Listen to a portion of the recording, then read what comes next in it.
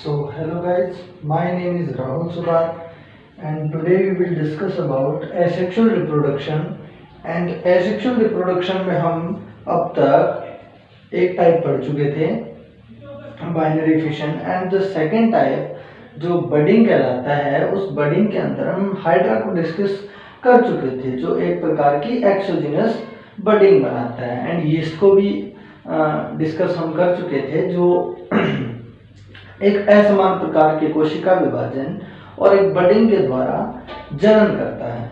And आज जो हम चीज डिस्कस करने वाले हैं वो है एक इंटरनल टाइप की बडिंग जो स्पेशली स्पॉन्जेस में पाई जाती है। तो इंटरनल टाइप की बडिंग से क्या मतलब है? इंटरनल टाइप की बडिंग से मतलब है बेटा जो कोई भी जंतु है, कोई जीव है, उसके अंदर बेटा जो उसकी बॉडी कैविटी होती है, बॉडी कैविटी के अंदर किसी प्रकार की बडिंग, किसी कलिका, किसी ग्रोथ, किसी आउटग्रोथ का उत्पन्न होना, जो ग्रोथ एक नए ऑफस्प्रिंग, एक नई संतति के निर्माण को पूर्ण कर सके, एक नई संतति का निर्माण करने में सक्षम हो। तो बेटा हम उसके अंदर जब बात करते हैं इंटरनल बडिंग की, तो सबसे पहले देखिए हमारा जो हेडिंग थी बडिंग यानी कि कलिका या मुकुलन। तो मुकुलन के अंदर बेटा जी अब देखिए मैं आपके सामने एक डायग्राम बनाने जा रहा हूँ, जिस डायग्राम को हम स्पॉन्ज का डायग्राम है ये एक्चुअली। तो एक स्पॉन्ज का डायग्राम मैं आपको बनाने जा रहा हूँ आपके सामने। तो ये देखिए बेटा कुछ ऐसी सी स्ट्रक्चर होती है, एक like a port like structure, एक घड़े के समान संरचना। तो बेटा जी इसके अंदर जब हम देखते हैं, ध्यान से देखिएगा इसको, तो ये एक ऐसी स्ट्रक्चर है एंड इसके आउटर साइड एक आवरण होता है। तो बेटा जी ये क्या हो गया, ये एक स्पॉन्ज की आउटर जो लेयर है वो है and it is the cavity. यहाँ वो सब जो बडिंग्स है वो ग्रोथ करेंगी, ठीक है बेटा जी। तो देखिए जब इसके अंदर हम देखते हैं तो इसके अंदर छोटे छोटे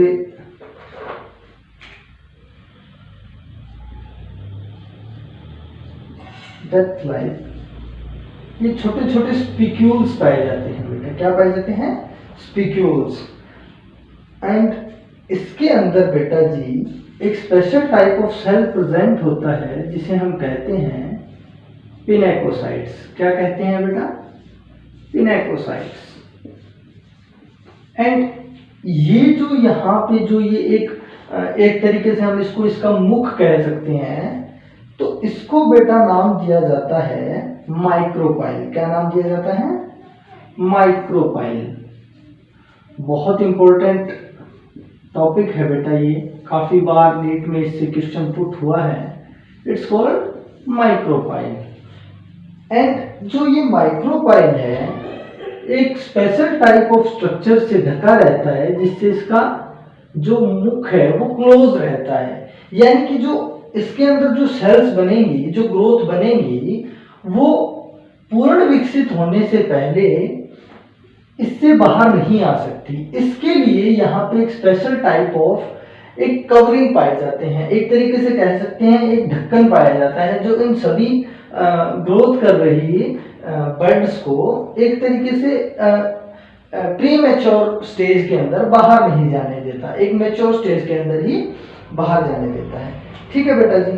तो अब जब हम इसके अंदर देखते हैं तो इसके अंदर स्पेशल टाइप्स ऑफ सेल्स बन जाते हैं, मतलब एक बडिंग बन जाती है।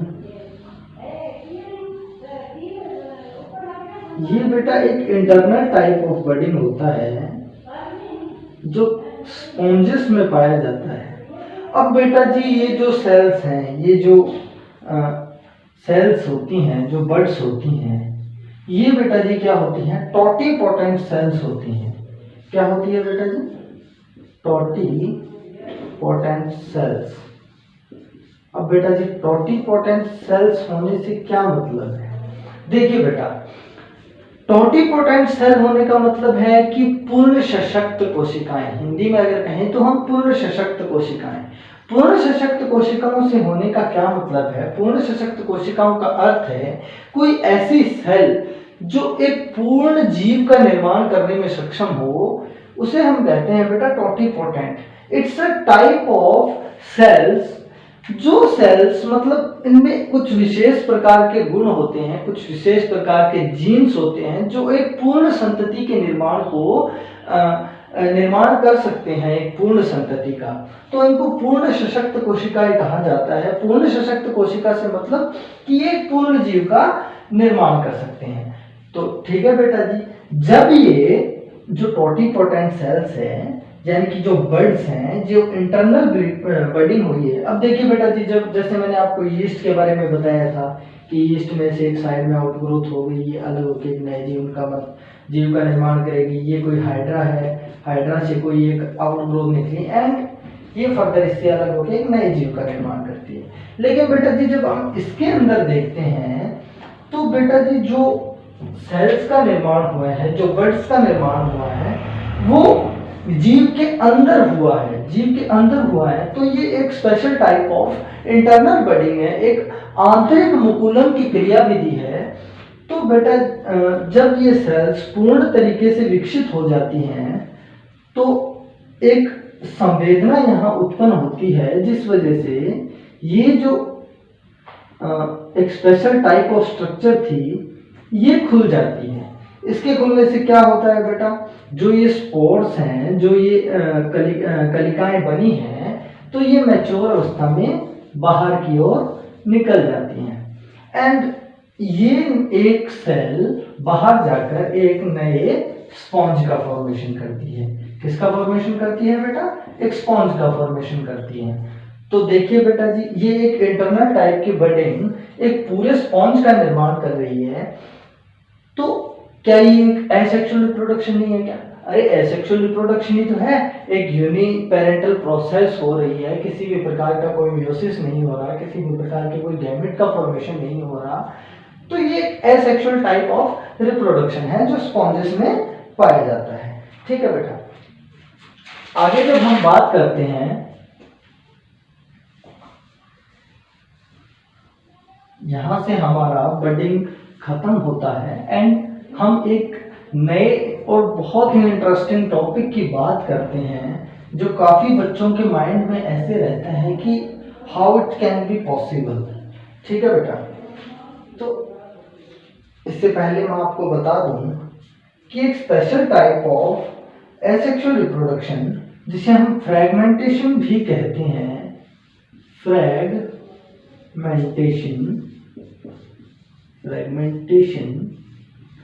भी कहते हैं, जो बेटा प्लेन एरिया में पाया जाता है। किस में पाया जाता है बेटा? प्लेन एरिया में। प्लेन एरिया को चपटाकर्मी भी कहा जाता है। अब प्लेन एरिया की स्ट्रक्चर बेटा जी कुछ ऐसी सी होती है, आपने छोटी क्लासेस में प्लेन एरिया की स्ट्रक्चर्स देखी होंगी। तो प्लेन एरिया बेटा कुछ इस टाइप की स्ट्रक्चर्स होती हैं। अब बेटा प्लेन एरिया क्या करता है, जब प्लेन एरिया को इस तरीके से कुछ भागों में तोड़ दिया जाए तो ये जो पार्ट है एंड दिस जो पार्ट है एंड ये जो पार्ट है एंड ये जो पार्ट है, हमने इसको चार भागों में विभाजित किया तो ये चारों पार्ट्स आगे विकसित होकर एक पूर्ण प्लेन एरिया का निर्माण कर लेंगे। ठीक है बेटा, देखिए हमने इसके एक पार्ट को अलग किया।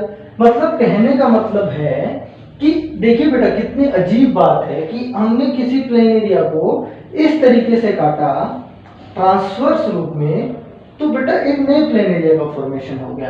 अब देखिए बेटा, अगर आप प्लेन एरिया को ऐसे काटोगे ना, तो हालांकि टुकड़े तो आपने इससे बड़ा किया है, लेकिन बेटा इसमें रीजनरेशन नहीं हो पाएगा, एक नए जीव का निर्माण नहीं कर पाएगा। तो इसके लिए इसका ट्रांसवर्स होना बहुत जरूरी है। ठीक है बेटा जी, तो इस प्रकार एक फ्रेगमेंटेशन भी एक एसेक्सुअल रिप्रोडक्शन की विधि है। और उसके बाद जब हम बात करते हैं रीजनरेशन की, रीजनरेशन अर्थात पुनर्निर्माण, किसी चीज का पुनर्निर्माण होना। ठीक है बेटा जी, तो रीजनरेशन की बात करते हैं। चलिए, रीजनरेशन।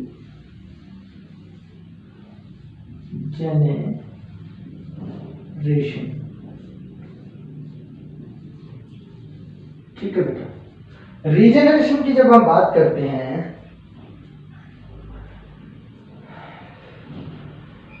तो इट इज ए रीग्रोथ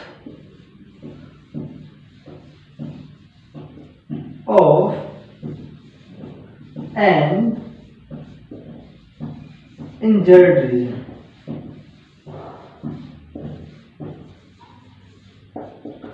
मतलब बेटा जी ये किसी क्षतिग्रस्त भाग को रीग्रोथ होने की जो कैपेसिटी है उसको हम बेटा रीजनरेशन कहते हैं।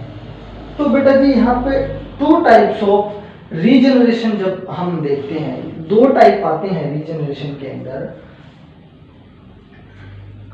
तो जो दो पार्ट है वो देखिए बेटा जी क्या है। एक तो एक टाइप की सीधी ग्रोथ होगी, उसके अंदर हम उसको जनन नहीं कह सकते। जो पहला टाइप मैं आपको पढ़ाने जा रहा हूं इट्स कॉल्ड एपीमॉर्फोसिस। क्या नाम है बेटा? एपीमॉर्फोसिस। The first type is एपीमॉर्फोसिस।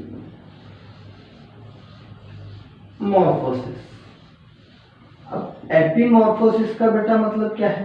एपीमॉर्फोसिस का मतलब है जैसे कि आप देखते हो जब घरों में हमारी छिपकली होती है एंड जो सैलामेंडर्स होते हैं उनके अंदर अगर उनकी पूंछ कट जाए, देखिए बेटा जी ये कोई मान लीजिए ये कोई छिपकली है, ठीक है, ड्राइंग मेरी इतनी अच्छी नहीं है माफ कीजिएगा। तो ये इसके पांव की बना देते हैं, ठीक है बेटा, ओके। तो देखिए बेटा जब इसके अंदर किसी कारणवश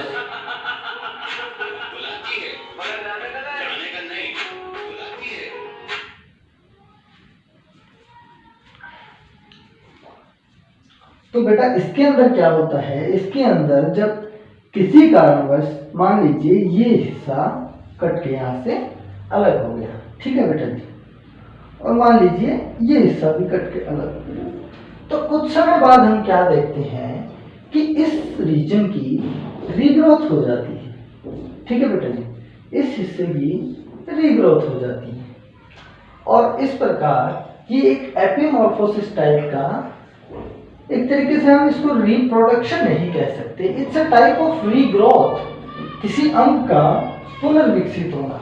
तो बेटा जी आपको बहुत इंटरेस्टिंग बात बताऊंगा एक, कि जो आज वैज्ञानिक हैं वो इस तकनीक का, जो ये रीग्रोथ की तकनीक है एपीमॉर्फोसिस का, तो इसके अंदर जो सैलामेंडर्स के अंदर उन जीन्स का पता लगाने का प्रयास कर रहे हैं जो इस रीग्रोथ को होने के लिए प्रेरित करता है। देखिए बेटा जी कोई भी जो शरीर के अंदर हमारे प्रोसेस होती है वो एक ना एक जीन द्वारा नियंत्रित होती है। जीन क्या करता है? जीन बेटा जी प्रोटीन का निर्माण करता है, प्रोटीन किसी एंजाइम का निर्माण करते हैं।